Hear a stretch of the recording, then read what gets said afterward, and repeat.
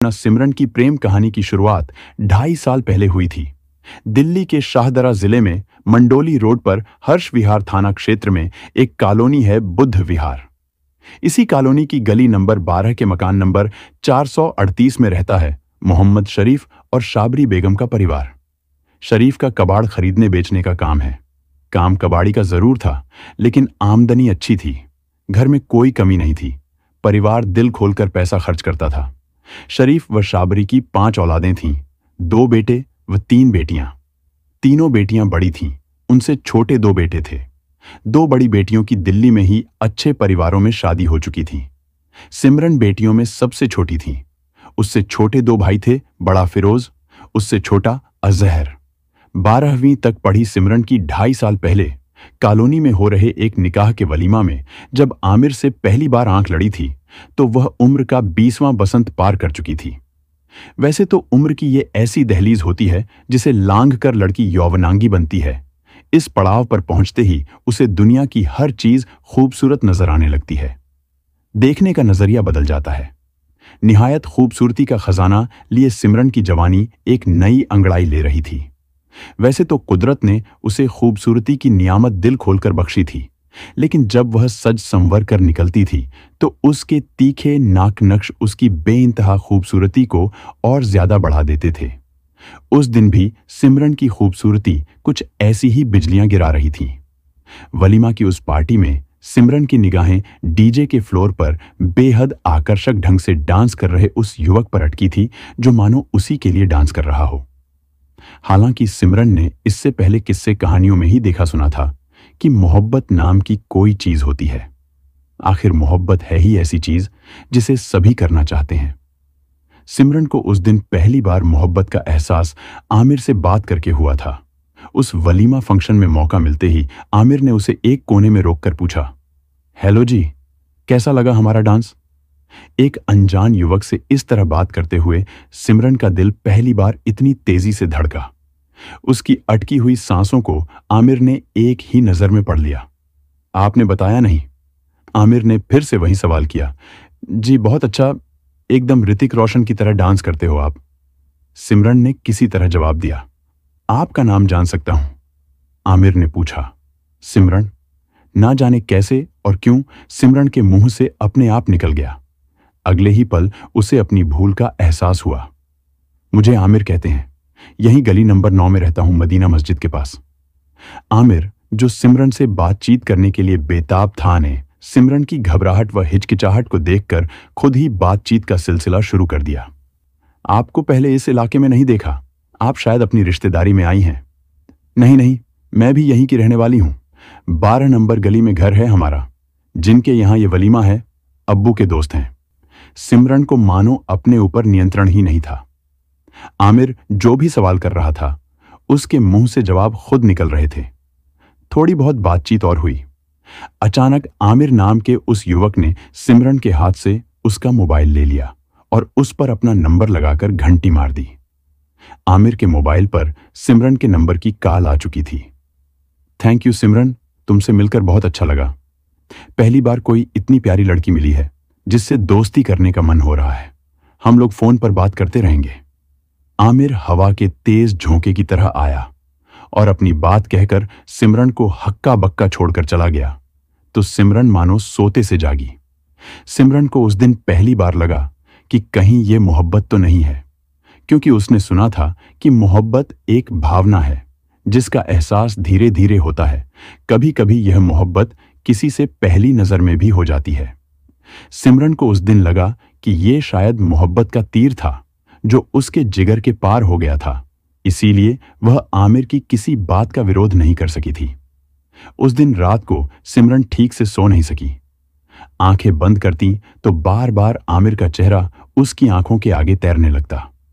उसके डांस का अंदाजे बयां याद करके वह खुद ही मुस्कुराने लगती।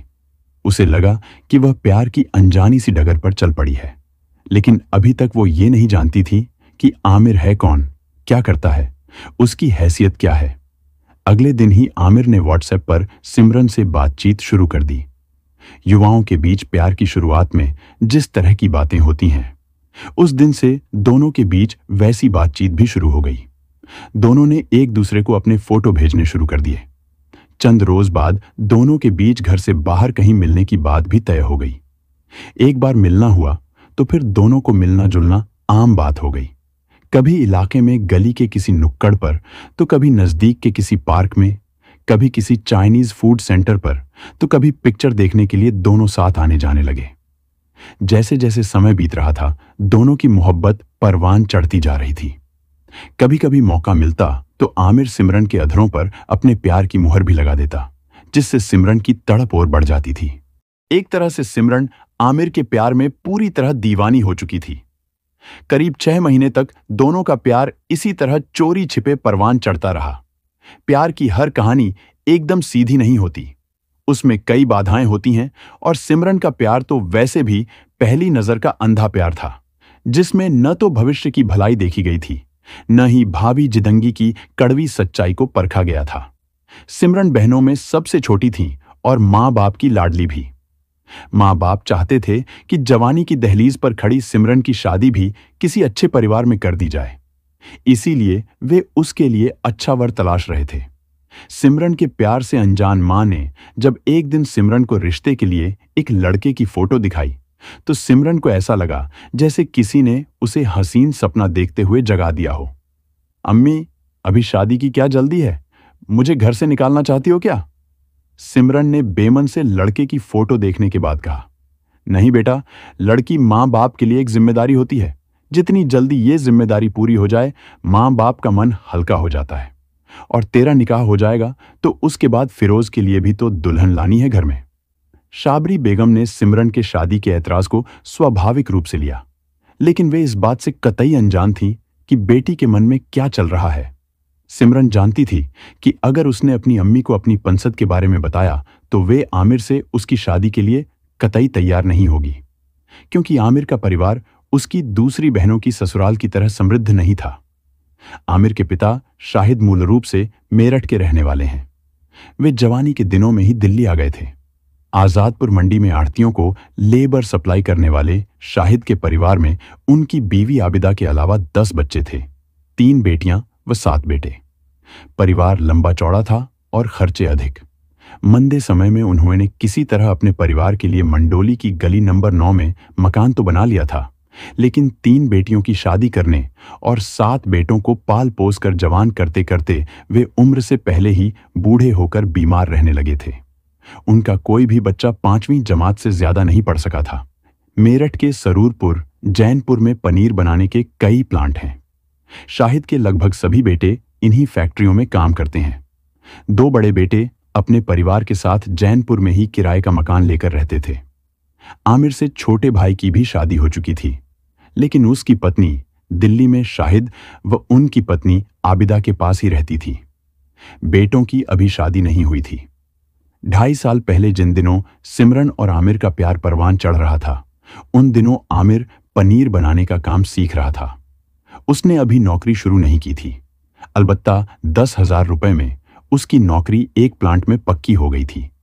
इधर जब सिमरन ने आमिर को बताया कि उसके अम्मी अब्बू उसका जल्द से जल्द कहीं दूसरी जगह निकाह कराने की तैयारी कर रहे हैं, तो आमिर सकते में आ गया, क्योंकि वो चाहता था कि सिमरन के साथ अभी 1 साल उसके प्रेम संबंध यूं ही चलते रहें।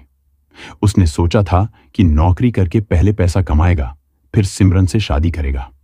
लेकिन जब अचानक सिमरन ने बताया कि परिवार वाले उसका निकाह कराने की तैयारी कर रहे हैं, तो उसके हाथ पांव फूल गए। उसे समझ नहीं आया कि वह क्या करे।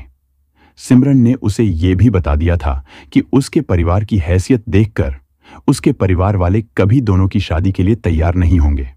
सिमरन दिल्ली में रहने वाली और 12वीं क्लास तक पढ़ी लड़की थी। उसे पता था कि अगर परिवार शादी की इजाजत ना दे तो बालिग प्रेमियों को शादी के लिए क्या करना चाहिए। इसलिए सिमरन ने आमिर से पूछा कि क्या उसके परिवार वाले उसे अपनाने के लिए तैयार हैं। सिमरन अच्छे संपन्न परिवार की पढ़ी लिखी सुंदर लड़की थी। जब आमिर ने उसे अपने परिवार वालों से मिलाया तो सब ने शादी के लिए हां कर दी। अब सवाल यह था कि सिमरन के परिवार वाले दोनों का निकाह कराने के लिए तैयार नहीं होंगे। तय हुआ कि सिमरन व आमिर कोर्ट मैरिज कर लें। बाद में सिमरन का परिवार अपने आप मान जाएगा। सिमरन व आमिर ने शाहदरा मैरिज कोर्ट में शादी के लिए आवेदन कर दिया। चूंकि दोनों ही बालिग थे और परिवार के तौर पर दोनों की तरफ से आमिर के दोस्त गवाह थे, लिहाजा दोनों की कोर्ट मैरिज होने में कोई अड़चन नहीं आई। लेकिन जब कोई लड़की निकाह करती है तो भले ही परिवार से कुछ न बताए, लेकिन उसके रहन सहन और पहनावे में इतना परिवर्तन तो आ ही जाता है कि सवालों का पहाड़ अपने आप ही खड़ा हो जाए। कोर्ट मैरिज के बाद सिमरन जब चूड़ा पहनकर अपने घर गई तो उसकी अम्मी को शक हुआ, तो उन्होंने सवालों की बौछार कर दी। सिमरन जानती थी कि एक ना एक दिन सबको सच बताना ही पड़ेगा, लिहाजा उसने अपनी मां को बता दिया कि वह आमिर नाम के एक लड़के से प्यार करती है और उसने कोर्ट मैरिज कर ली है। बेटी के लिए अच्छे घर का सपना देखने वाले माता पिता के लिए बेटी के प्रेम विवाह की खबर किसी वज्रपात से कम नहीं होती। उन्होंने जब लड़के व उसके परिवार के बारे में पूछा तो सिमरन ने सब कुछ सच सच बता दिया। जैसा कि सिमरन को आशंका थी वैसा ही हुआ। मां ने सिमरन को लानत मलानत दी और उसकी पिटाई कर दी। अब्बू के घर आने के बाद तो जमकर हंगामा हुआ। पिता ने उसी दिन आमिर को अपने घर बुलाया और उसे धमकी देते हुए अपनी बेटी को भूल जाने के लिए कहा। आमिर ने सिमरन से सच्ची मोहब्बत की थी, भूल जाने का तो सवाल ही नहीं उठता था, लिहाजा उसने साफ कह दिया कि वह दुनिया में सब को छोड़ सकता है, लेकिन सिमरन को छोड़ना उसके लिए मुमकिन नहीं। मोहम्मद शरीफ ने जब उसे अपनी हैसियत देखने के लिए कहा तो आमिर ने साफ कह दिया कि उसने सिमरन की हैसियत से नहीं बल्कि दिल से प्यार किया है। शरीफ ने आमिर को मार पीट कर घर से भगा दिया और उसे चेतावनी दे दी कि भूल कर भी सिमरन से मिलने का प्रयास न करें।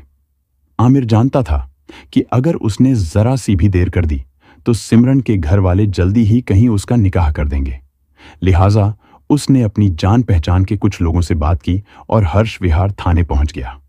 आमिर ने पुलिस को बताया कि उसने सिमरन से कोर्ट मैरिज की है, लेकिन उसके ससुराल वाले इस शादी को नहीं मान रहे हैं। उन्होंने उसकी बीवी को अपने घर में बंधक बनाकर रखा हुआ है और उसके साथ नहीं भेज रहे।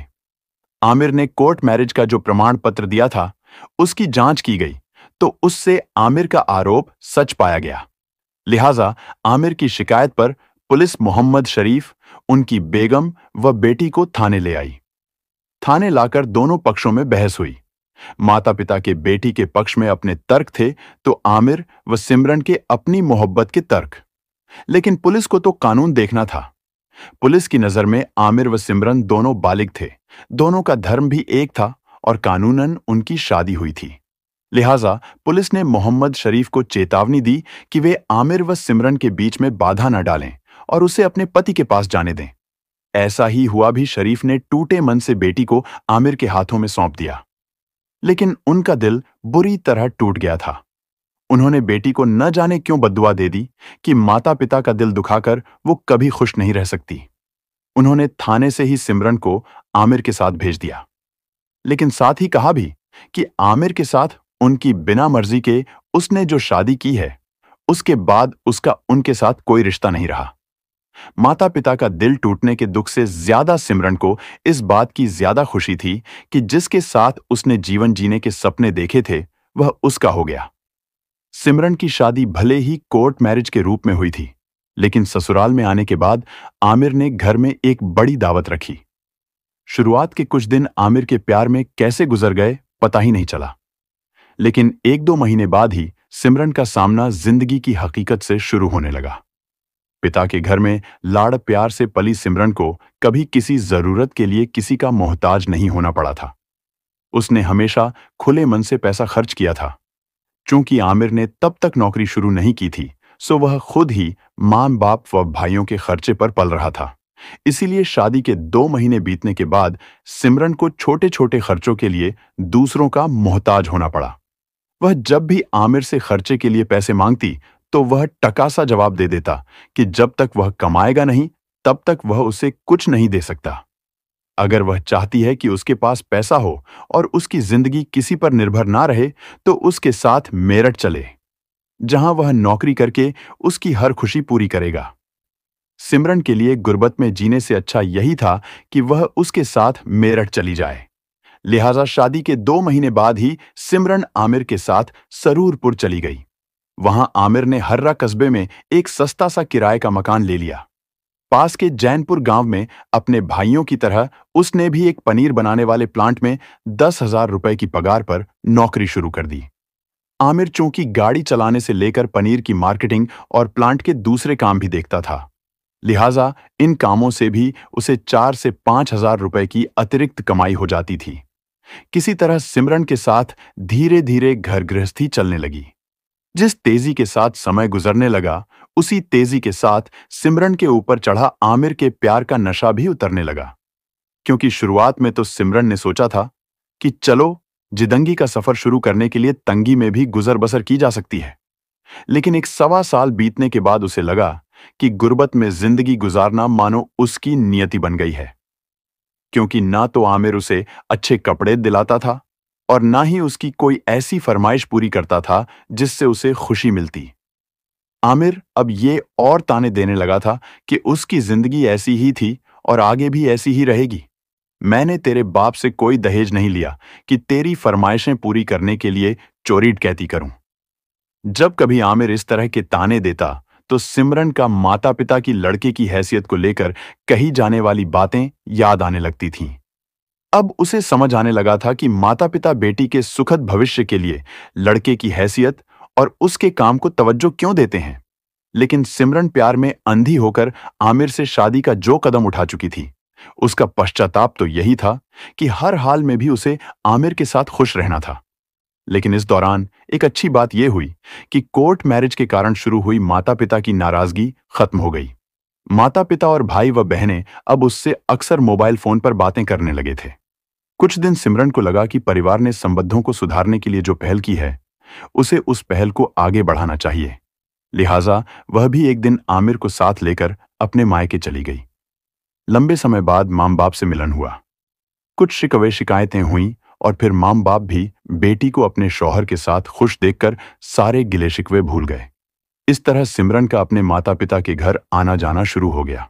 इधर आमिर इस बात से खुश था कि चलो अब सिमरन के अपने मायके वालों के साथ संबंध सुधर गए हैं तो उसे भी उनकी बड़ी हैसियत का फायदा मिलेगा। बेटी को खुश रखने के लिए आखिर वे कुछ न कुछ आर्थिक मदद तो करेंगे ही। लेकिन 1-2 बार मायके जाने के बाद भी जब सिमरन खाली हाथ लौटी तो आमिर के ससुराल वालों से मदद मिलने के सपने चकनाचूर हो गए। इधर मायके से संबंध जरूर सुधर गए थे, लेकिन सिमरन कभी उनसे अपनी गुर्बत भरी जिंदगी का जिक्र नहीं करती थी, क्योंकि उसका मानना था कि उसने अपनी इच्छा से आमिर से शादी की थी। इसीलिए वो जिस हाल में भी उसे रखेगा वह रहेगी, लेकिन परिवार को अपने दुखों के बारे में नहीं बताएगी। इधर जब सिमरन अपनी जरूरतों के लिए आमिर से पैसा मांगती तो वह उसे टका सा जवाब दे देता कि मेरे साथ तो तुमको रूखी रोटी ही नसीब होगी। अगर ऐशो आराम के लिए पैसा चाहिए तो अपने बाप से मंगा लो। जब भी आमिर इस तरह का ताना देता तो सिमरन का उससे झगड़ा हो जाता और वह उसे सुना देती कि उसने अपने माता पिता की इच्छा के खिलाफ लड़झगड़ कर उससे शादी की है, इसलिए उसकी हर इच्छा और जरूरतों को पूरा करना भी उसी का फर्ज है। ऐसे ही रोजमर्रा के झगड़ों में समय तेजी से बीतने लगा। लेकिन कोरोना और बीच में कुछ समय तक रहे लॉकडाउन के कारण आमिर की कमाई में कमी आ गई थी। घर की आम जरूरतें भी ठीक से पूरी नहीं हो पाती थीं। उस पर जब सिमरन उससे कोई फरमाइश कर देती तो इसी बात पर दोनों के बीच झगड़ा हो जाता था। आमिर को भी अब लगने लगा था कि एक बड़े घर की लड़की से शादी करके उसने बड़ी गलती कर दी है। उसने तो सोचा था कि बड़े घर में शादी करके उसे ससुराल वालों का सहारा मिलेगा, लेकिन जब ऐसा कुछ नहीं हुआ तो उसकी खींच बढ़ने लगी। इस दौरान आमिर व सिमरन के बीच आर्थिक तंगियों के कारण झगड़े ज्यादा होने लगे थे। जब भी ऐसा होता तो आमिर नाराज होकर जैनपुर में अपने सबसे बड़े भाई के पास चला जाता। पूरे परिवार को इस दौरान आर्थिक तंगी के कारण पति पत्नी के बीच होने वाले झगड़ों की बात पता चल चुकी थी। आमिर अपने परिवार वालों के सामने सिमरन की गलत आदतों और ऊंची फरमाइशों की बात बताकर हमेशा उसे ही गलत ठहराता था। सबको यही लगता कि सिमरन बड़े घर की लड़की है, अपनी ऐश भरी फरमाइशें पूरी न होने के कारण आमिर से झगड़ा करती होगी। 29 नवंबर 2020 को शाबरी बेगम अपने पति मोहम्मद शरीफ बेटे फिरोज को लेकर अचानक सरूरपुर थाने पहुंची। थाना प्रभारी अरविंद कुमार उस समय थाने पर ही अपने स्टाफ के साथ मीटिंग कर रहे थे। शाबरी बेगम ने बताया कि उसकी बेटी हर्रा कस्बे में अपने पति आमिर के साथ रहती है, लेकिन 26 नवंबर की सुबह से बेटी का फोन लगातार स्विच्ड ऑफ आ रहा है। वे लोग उसकी खैरियत को लेकर परेशान हैं। इसलिए हकीकत जानने के लिए जब पति व बेटे के साथ उसके घर पहुंची तो वहां ताला लगा मिला। ना ही बेटी का फोन मिल रहा है, ना ही उसकी कोई खबर मिल रही है। हो सकता है अपने हस्बैंड के साथ ही गई हो या फोन में कोई परेशानी आ गई हो। इंस्पेक्टर अरविंद कुमार ने सारी बात जानने के लिए दूसरे पहलू को सोचते हुए अपनी राय दी तो शाबरी बेगम ने कहा, सर, मेरी चिंता इस बात को लेकर है कि मेरी बेटी को उसका पति पिछले कुछ महीनों से लगातार परेशान कर रहा था। दोनों ने कोर्ट मैरिज की थी। वो बेटी को इस बात के लिए परेशान कर रहा था कि उसे कोई दहेज नहीं मिला था। इसके अलावा पिछले कुछ दिनों से वो हमारी बेटी से छुटकारा पाकर दूसरी शादी करने की बात भी करता था। जब मेरी बेटी से आखिरी बात हुई थी उस दिन भी दोनों में झगड़ा हुआ था और आमिर ने सिमरन की पिटाई कर दी थी। चूंकि शाबरी बेगम ने आमिर के खिलाफ अपनी बेटी को दहेज के लिए प्रताड़ित करने व हत्या की नीयत से उसके अपहरण की आशंका जाहिर की थी, लिहाजा एसएचओ अरविंद कुमार ने सारी बात एसएसपी मेरठ अजय साहनी को बताई। उन्होंने एसपी देहात अविनाश पांडे व सीओ सरधना आरपी शाही को थाने पहुंचने के लिए कहा। दरअसल दहेज उत्पीड़न के साथ अपहरण जैसे गंभीर मामलों में उच्चाधिकारियों को विश्वास में लिए बिना कोई कार्रवाई करने से मामला बिगड़ सकता था। एसपी देहात व सीओ सरधना थाने पहुंचे तो उनसे भी शाबरी बेगम ने बेटी सिमरन के प्रेम विवाह से लेकर पति की प्रताड़ना तक की पूरी कहानी सुना दी। जिस तरह की शिकायत थी उस पर तत्काल कार्रवाई जरूरी थी, इसलिए एसपी देहात के आदेश पर इंस्पेक्टर अरविंद कुमार ने उसी दिन थाने पर धारा 498 ए 364 के तहत मुकदमा दर्ज कर लिया। चूंकि मामला दहेज उत्पीड़न का था, लिहाजा जांच की जिम्मेदारी सीओआरपी शाही को सौंपी गई। उन्होंने आगे की कार्रवाई के लिए इंस्पेक्टर अरविंद कुमार के नेतृत्व में SSI Yogendra Singh, head constable Suresh Kumar, constable Ashu Malik, Sachin Sirohi, महिला कांस्टेबल अनु और बबली की एक टीम गठित कर दी। पुलिस टीम ने जांच का काम हाथ में लेते ही सबसे पहले आमिर के परिवार और मिलने जुलने वाले लोगों की सूची तैयार कर उनसे आमिर के बारे में पूछा, लेकिन किसी को उसके बारे में कुछ पता नहीं था। वह 26 नवंबर से काम पर भी नहीं गया था। पुलिस ने आमिर के घर के पास लगे एक सीसीटीवी को चेक किया तो पता चला कि 25 और 26 नवंबर की रात में आमिर व 3 अन्य लोग काले रंग की एक बोलेरो गाड़ी में सिमरन को लाद कर कहीं ले गए थे। साफ था कि सिमरन के साथ कुछ गलत हो चुका था। सिमरन को क्या हुआ था इसकी जानकारी आमिर के पकड़े जाने पर ही मिल सकती थी। लिहाजा पुलिस ने आमिर के फोन की सीडीआर निकलवाई, जिससे पता चला कि वारदात के अगले दिन 27 नवंबर को उसकी लोकेशन दिल्ली में थी। उसके बाद से उसकी लोकेशन लगातार लखनऊ की आ रही थी। एसएसपी के आदेश पर उसी समय एक टीम को लखनऊ रवाना किया गया, जहां से सर्विलांस टीम तथा स्थानीय पुलिस की मदद से पुलिस ने आमिर को 1 दिसंबर को गिरफ्तार कर लिया। पुलिस टीम उसे सरूरपुर ले आई और पूछताछ का सिलसिला शुरू हुआ। पता चला कि उसने सिमरन की हत्या कर दी थी। आमिर ने बताया कि उसकी आय उतनी नहीं थी, लेकिन सिमरन एक अच्छी जिंदगी जीने वाली लड़की थी और अपनी जरूरतों के लिए उससे कोई फरमाइश करती थी तो उसे गुस्सा आ जाता था। आमिर ने कई बार सिमरन से कहा था कि वह अपने परिवार से 2 से 4 लाख रुपए ले ले, जिससे कोई काम करके उनकी जिंदगी बदल सकती है। लेकिन सिमरन ने साफ कह दिया था कि उसने अपने परिवार से बागी होकर शादी की थी। ऐसे में उसे कोई हक नहीं बनता कि वह अपने परिवार से पैसा मांगकर उनकी नजर में अपने फैसले को गलत साबित करे। सिमरन खुददार लड़की थी, लेकिन आमिर को इससे कोई मतलब नहीं था। जब सिमरन ने उसकी बात नहीं मानी और उसकी फरमाइशें पूरी करने के चक्कर में आए दिन झगड़ा होने लगा, तो आमिर का अपने बड़े भाई आदिल के घर आना जाना बढ़ गया। वहां भाई की जवान साली से उसका दिल लग गया। आदिल की साली सिमरन जैसी बहुत खूबसूरत तो नहीं थी, लेकिन गरीब परिवार की होने के कारण खुद को हर तरह के हालात में ढाल सकती थी। जैसे जैसे आमिर का आकर्षण भाई की साली की तरफ बढ़ता गया, वैसे वैसे सिमरन से उसके झगड़ेट बढ़ते चले गए। वैसे भी अब उसे अपनी ससुराल से किसी तरह की मदद की उम्मीद नहीं रह गई थी। इसलिए आमिर ने सोचा कि क्यों ना जिंदगी भर होने वाली सिमरन की चिक-चिक से छुटकारा पाकर भाई की साली से निकाह कर लिया जाए। इसीलिए जब भी लड़ाई होती तो आमिर सिमरन से कहता कि अगर उसके साथ नहीं रहना चाहती तो उसका पीछा छोड़ दे और अपने घर चली जाए। कम से कम वह दूसरा निकाह तो कर लेगा। 25 नंबर को भी ऐसी ही बात पर झगड़ा हुआ था। दोनों के बीच मारपीट भी हुई थी। यह बात सिमरन ने फोन पर अपनी मां को भी बता दी थी। उसी दिन आमिर ने मन बना लिया कि बस अब बहुत हुआ रोज रोज के झगड़ों से अच्छा है कि आज सिमरन को खत्म कर दिया जाए। उस रात जब वो शाम को घर पहुंचा तो पहले उसने सुबह के झगड़े के लिए सिमरन से माफी मांगी। फिर दोनों ने साथ खाना खाया। बिस्तर पर पहुंचते ही आमिर ने सिमरन को इस तरह प्यार किया मानो आज के बाद वे फिर कभी दोबारा नहीं मिलेंगे।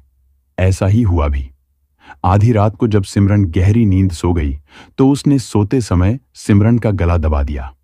सिमरन एक क्षण को छटपटाई, लेकिन आमिर की मजबूत पकड़ से निकल नहीं सकी और उसने दम तोड़ दिया। हत्या करने के बाद आमिर अपने पनीर के जैनपुर स्थित प्लांट पर पहुंचा। वहां से वह फैक्ट्री की बोलेरो गाड़ी में प्लांट पर काम करने वाले 3 मजदूरों को यह कहकर अपने हर्रा स्थित घर बुला लाया कि उसकी पत्नी की तबीयत खराब है, उसे अस्पताल ले जाना है। वह उसे गाड़ी में डालने में मदद कर दें।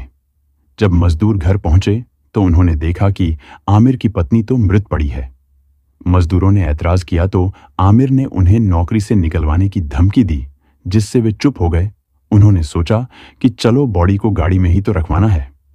इसके बाद उसने उनकी मदद से सिमरन के शव को गाड़ी में डाला और वापस जैनपुर स्थित प्लांट के पास पीछे ले जाकर तिरपाल डालकर गाड़ी खड़ी कर दी। रात में करीब 2:30 बजे आमिर ने प्लांट के पास एक खेत में गड्ढा खोदा और एक मजदूर की मदद से सिमरन के शव को गड्ढे में दबा दिया। राज खुलने के डर से आमिर ने अगली सुबह अपना मोबाइल स्विच ऑफ कर दिया और दिल्ली पहुंच गया। लेकिन वहां उसे पकड़े जाने का डर सताने लगा तो सीधा लखनऊ निकल गया। इस दौरान आमिर ने परिवार में या किसी को सिमरन की हत्या की भनक नहीं लगने दी। पुलिस ने पूछताछ के बाद आमिर की निशानदेही पर जैनपुर के एक खेत में दबे सिमरन के शव को बरामद कर लिया। साथ में मौजूद सिमरन के परिजनों ने उसकी शिनाख्त भी कर दी, जिसके बाद पुलिस ने सिमरन का शव पोस्टमार्टम के लिए भिजवा दिया।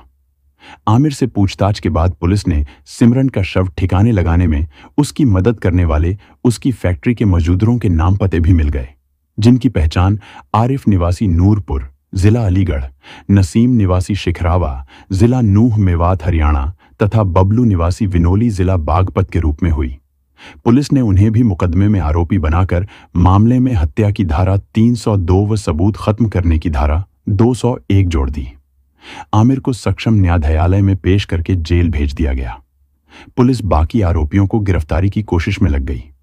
कितनी हैरानी की बात है कि जिस युवक के लिए सिमरन ने अपने परिवार से बगावत की थी, उसका वही हमसफर जिंदगी भर साथ निभाना तो दूर, उसकी जिम्मेदारियां तक नहीं उठा सका और एक दूसरी औरत के आगोश में जाने के लिए उसे ही अपने रास्ते से हटा दिया। यह कहानी सिर्फ एक सिमरन की नहीं है। आज की पीढ़ी के नौजवान लड़के और लड़कियां प्यार में अंधे होकर साथ जीने मरने की कस्में खाकर परिवार की मर्जी के खिलाफ शादी तो कर लेते हैं, लेकिन तजुर्बे की कमी के कारण ये भूल जाते हैं कि जिंदगी की कठिन राह में जिम्मेदारियों के बहुत से कांटे भी होते हैं जो कदमकदम पर चुभते हैं। इसीलिए माता पिता बेटियों की शादी से पहले दामाद का परिवार, उसकी हैसियत और उसके नौकरी या कारोबार को परखते हैं, क्योंकि इन्हीं छोटी बातों को अनदेखा करने से एक दिन जिंदगी का बड़ा फसाना बन जाने की संभावना बनी रहती है। दोस्तों, इस कहानी को सुनाने का हमारा उद्देश्य किसी की भावनाओं को आहत करना, किसी को ठेस पहुंचाना या परेशान करना बिल्कुल नहीं था। हमारा उद्देश्य केवल आपको जागरूक करना, सचेत करना और सतर्क रहने के लिए प्रेरित करना है। दोस्तों, इस पूरी घटना के बारे में आपकी क्या राय है? कमेंट बॉक्स में जरूर बताएं और अगर हमारी मेहनत पसंद आई हो तो इस वीडियो को लाइक करते हुए शेयर भी करें। अगर आपने अब तक चैनल को सब्सक्राइब नहीं किया है तो हमारे चैनल को सब्सक्राइब कर लीजिए।